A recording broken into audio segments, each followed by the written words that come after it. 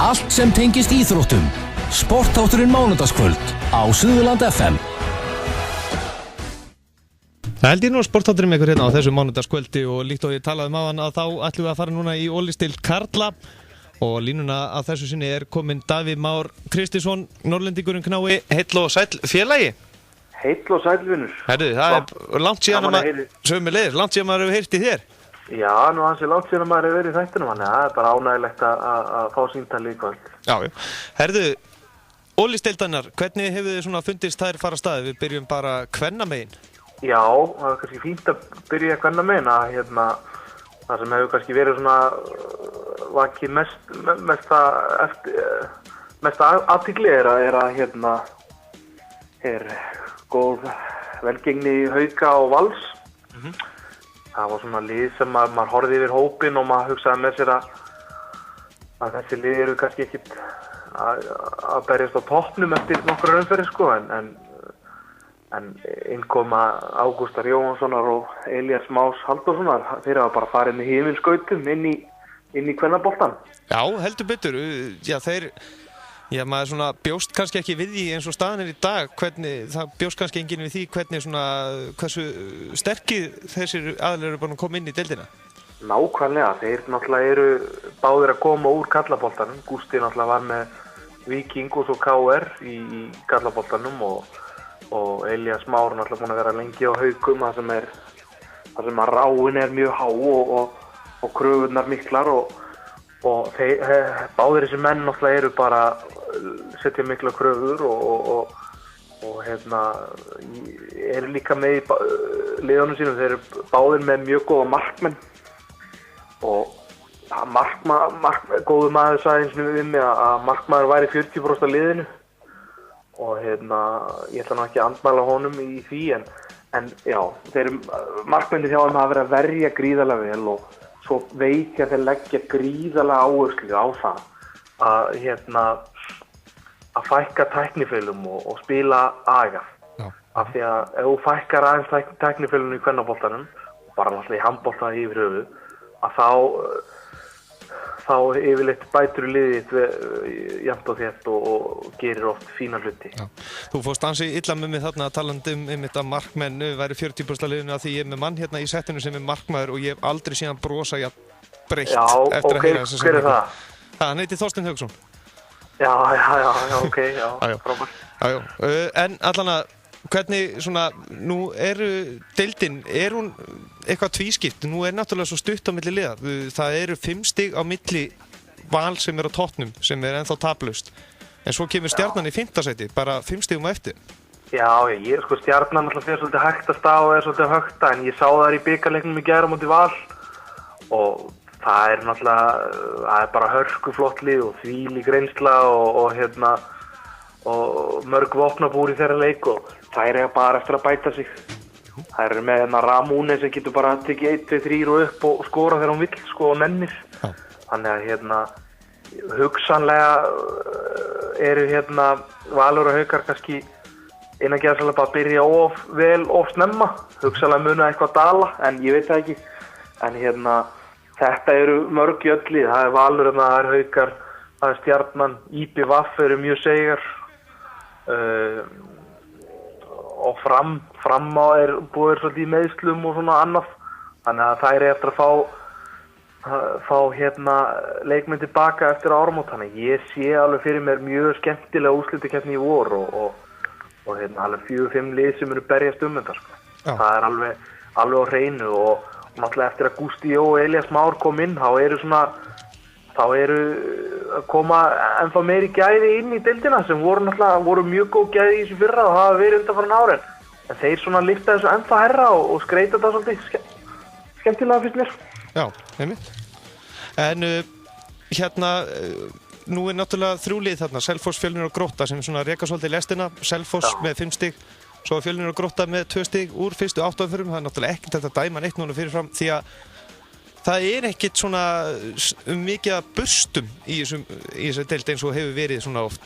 Nei, það svona bilið aðeins að minnka og það bara mjög jákvætt og ég man árum áður þá voru oft þvílíkir skellir sko og það var náttúrulega ekki gott fyrir neitt aðila, bæði lið eða hvað þá bara hinn almenna áhorfenda og stuðningsmann.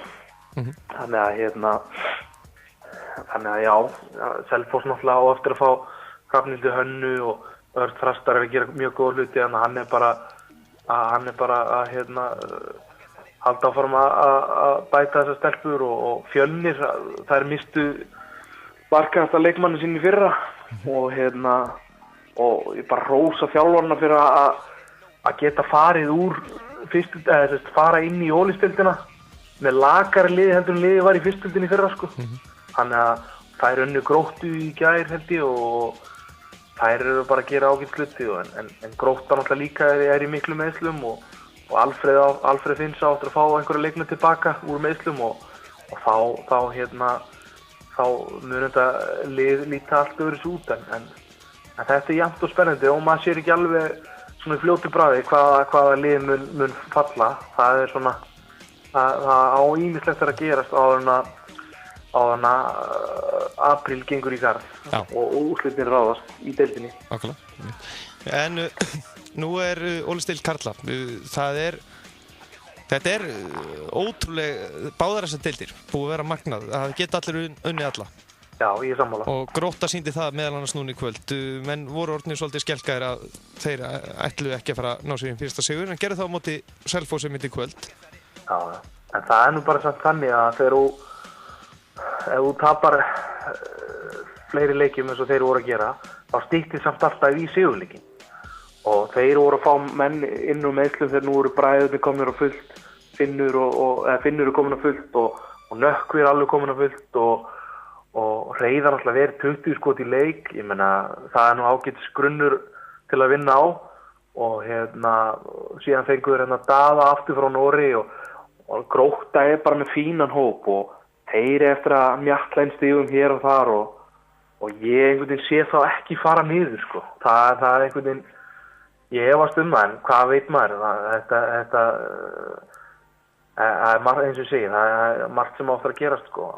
Og já, og bara flott hjá þeim að vinna þennan fyrsta leik og það er spurning bara hvort að Hreiðar sé ekki alltaf að koma sér meira og meira inn í myndina að fara á stórmóti í janúar með þessar framistuðu hjá sér. Nákvæmlega, og spyrjandu það, nú ef þú væri landsliðsþjálfari í dag, nú er náttúrulega, þetta er alltaf erfitt að velja og maður veit náttúrulega ekkert hvernig þetta er innan hópsins. Já. En ef þú myndir núna bara velja svona utanfrá á þess að vita nokkuð hvernig mórallinni er eða neitt, hvern myndir þú taka með Björgvin Pál til Króatíu? Já, vá maður, þetta er svo stór spurning maður. Það er erfitt að svara þessu sko. Ef ekki að leyfa bara nóvember að klárast og desember að klárast og sjá bara hvernig menn standa því. Ég meina, nú er verið að taka þessa tölfræði í Ólafsdeildinni, HB Stats og meina ekki lífu tölfræðin og auðvitað náttúrulega eru landsliðsþjálfarnir að fylgjast með leikjum og fylgjast með tölfræðinni og hún lífur ekki og og þeir, ég vissum að þeir munu bara taka rétt ákvörðun þegar því kemur. Já, en nú náttúrulega eins og deildin horfið fyrir þig núna. Hvernig er þetta? Verður þetta tvískipt deild eða, ég meina þú sér að það er öll lið núna búin að ná sér stig en F-fáingar og sem að náttúrulega taka þessi ævintýrilega ferð helgina og þeir eru svona, virðast vera pottitir. En sérðu Gestur, hvað sko, þú veist, þeir lenda í þessu þvílíka mótlæti, þeir komast áfram, þeir lenda í einhverju kærumáli, fara út aftur, einhverju leikmenn þurfa að taka tengiflug og annað og þvílíkt bras og vesen á þessu sko.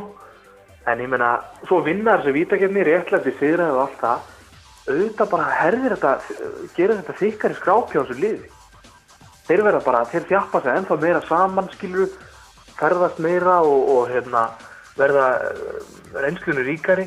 Og ég held að Halldór Jóhann þjálfari getur bara nota þetta í að brýna sína menn ennþá meira. Þeir eru búin að vinna fyrstu 8 leikina, það hafi verið stórkostlegir. Og ég held að FH ætti svolítið að reyna að stíla og að taka bikarinn, vinna Coca-Cola bikarinn, af því að þeir voru svo nálægt í að vinna bikarinn fyrra, það fóru í 8 leik, af því þú þarft bara að vinna 4-5 leiki, þá ertu orðinn bikarinn. eða bara innan gæðsalpa, þú skilur hvað við. Og þá, ef þeir taka bikarinn, þá fá þeir svo svakalegt svona smjörþef á því að vinna titla og það getur nýst þeim, það og þetta Evrópuævintýri svakalega í úrslitakeppninni í vor. Og það er líka bara ótrúlegt hvað þeir eru búin að vera góðir, af því að umræðan náttúrulega var svakalega í sumar að býtu hvað, ætlaði ekki að styrkja hópinn, ætlaði ekki að sjokkera hópinn með 1-2 leikmönnum, aðeins að auka breiddina og þéttleikan og sjokkera hópinn og allt þetta, sko. Þannig að bara ótrúlegt hrós á þjálfarateymi að hafa bara ekki bætt neinu við, bara allir leikmennir 1 ára eldri, reyndari og bara kannski ennþá betra formi og þeir hafa bara verið stórkostlegir. En svo náttúrulega neðri liðin. Hvernig svona sérðu það fyrir? Nú náttúrulega, já, Víkingur, þeir gera jafntefli við Hauka og þú veist, þetta er svo sveiflukent þessi handbolti. Já, þetta er ótrúlega. Ég meina að Víkingar, þeir eru bara ná í 3 stig, 3 jafntefli. Ég meina, það voru fullt af fólki sem að bjóst bara við að þeir myndu bara fá 0 stig í vetur. Þannig að þú veist að vera komin með 3 stig í nóvember er bara vel gert hjá þeim með þennan mannskap og þennan aldur og liðin og annað og þetta er ekki reynslu miklu leikmenn margir og annað, þannig að ég meina, þú veist, hver veit nema þeir eru bara eftir að bæta sig meira en auðvitað verða þær í ströggli og allt það en það verður gaman að sjá hvernig framhaldi hjá þeim verður. Nákvæmlega. En er eitthvað hægt að segja, já, það er náttúrulega Víkingur, Fjölnir, já, náttúrulega búið að vera ævintýri þarna upp á síkastið, búið að reka þjálfarinn en svo er ráðinn aftur. Já. En er þetta Víkingur, Fjölnir og Grótta sem eru að fara að berjast fallið eða er bara Víkingur að fara beint niður, ef þú myndir spá núna? Já, eins og erfitt að segja, sko. Ég eins og ég sagði áðan, sko, ég held að Grótta eftir að mjallinn fullt af stigum svona þegar fram í sækir, þegar þú ert með 20 bolta varð í leik og ert með alveg þó nokkuð gæði sóknarlega, margir sem geta gefið stóðsendingar og skorað og spilað og fært og allt þetta, sko. En Fjölnir, ég meina, þeir hafa ekkert verið svo galnir upp á síðkastið. Næstu ég búin að vinna Afturöldingu og fengu jafntefli hérna á móti IPVF og ég meina, þeir eru að býta frá sér og mér finnst Kristján Örn Kristjánsson, hann er að skora mikið núna, hann er greinlega að bæta sér heilan helling, sko. En auðvitað það markværslan hjá þeim aðeins að lagast og þeir þurfa svona að fækka mistökunum og fækka tæknifölunum en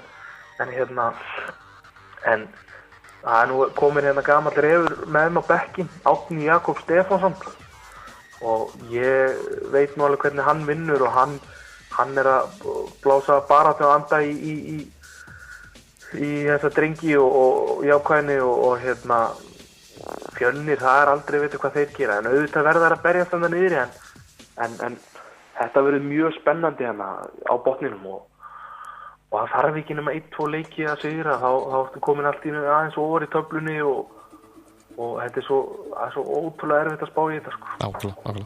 Davíð Már Kristjánsson, áður en ég slepptir, þá verð ég að koma með lokaspurninguna. Hverjir verða Íslandsmeistarar karla og kvenna í vor? Já, það er nú bara nóvember, maður. Gestur, þessi $1 million question. Rándýrt. Bara 14. nóvember, það er bara boom. Það er nú ekki hægt að segja til það núna, maður. Ég þarf að sjá miklu meira og ég er ekki alveg tilbúin að rýna í kristallkúluna strax, ekki í 14. nóvember. Ég þarf að sjá svona hvernig holningin á liðanum verður og svo geta komið inn einhver langvarandi meiðsli eða eitthvað og þannig að ég þori ekki að dæmi mig. Eins og þú séð síðust ár, Valur var í 7. sæti í fyrra í karladeildinni. Svo bara brynjuðu sig upp fyrir úrslitakeppnina, spiluðu bara morðingjavörn og fóru bara í alla leiki sem úrslitaleiki og urðu Íslandsmeistarar. Þannig að þú veit, þetta er svo oft gerst að lið hafa verið í 5. 7. sæti í deild og svo fari í úrslitakeppnina, þá bara núllstilla menn sig og fari í nýtt mót og þannig að ég er bara því miður, ég er ekki tilbúin að svara þér núna en spurningin er hins vegar ákaflega góð hér. Já. Akureyri eða Káa? Akureyri eða Káa? Hvað áttu þér? Sem farið upp í Ólís? Þau fara bæði upp í Ólís. Já, það bara svolítið, nákvæmlega. Þannig að, en ég ekki alveg viss ennþá að hvort liðið verið í fyrsta sæti, en auðvitað er hagur K.A. aðeins betri eftir að þeir unnu Akureyri, eða var dæmdur sigur 10-0. Þá er hann náttúrulega með innbyrðis á Akureyri og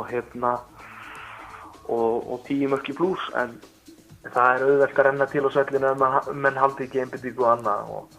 En HK og Þróttur munu líka veita alveg verðuga keppni alveg fram til loka móts. Bestu þakki Davíð, og já, það er bara áfram handboltinn, það er ekki að spurja því. Þetta er eitt skemmtilegt sportið og... Já, eða bara áfram íþróttir og takk áfram fyrir frábæra þátt og ég veit að það er fullt af fólki að hlusta og gerir það alltaf á hverju mánuði. Ekki spurning. Bestu þakkir. Takk fyrir mig, ok. Já, samleiðis, blessaður. Það held ég nú, sportáttarinn heldur áfram göngu sína og næsti viðmælandi, ég ætla að reyna að ná beint á Ítalana því að Ítalar komast ekki að HM í fyrst skipti í sögunni. Lokatölur, Ítalía 0, Svíþjóð 0 og það er best að heyra núna í Stefán Orlandi áður en hann skemmir síma sinn, núna sem allra fyrst. Það var nóg að gulu spjöldum í þessum leik, 1, 2, 3, 4, 5, 6, 7, 8, 9, 10 gulu spjöld, en hann verður hér á línunni hér innan skams og með við tölfræðileiksins þá voru Ítalir talsvert betri. Við heyrum honum hér innan skams, ræðum líka við hann ítalska boltan, svona honum líka til hugunar.